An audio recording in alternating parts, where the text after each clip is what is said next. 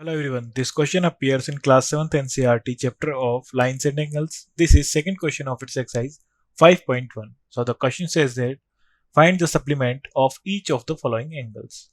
So मैं तीन question given है 1 2 3 इनका हमें सप्लीमेंट फाइंड आउट करना है. So supplementary angle is sum of two angles. When the sum of two angles is equal to 180 degree, then they are supplementary angles to each other. So first यहाँ इसका supplement x is equal नहीं है तो हो जाएगा 105 plus x is equal to 180 degree. Supplement हो जाएगा इसका x, सो इन दोनों का सम होना चाहिए 180. So x is equal to 180 minus 105. So x is equal to 75 degree.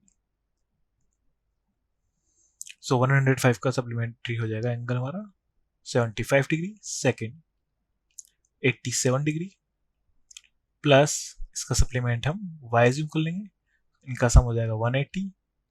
So y is equal to 180 minus 87. So y is equal to 93 degree. So 87 का supplement हो जाएगा 93 डिग्री.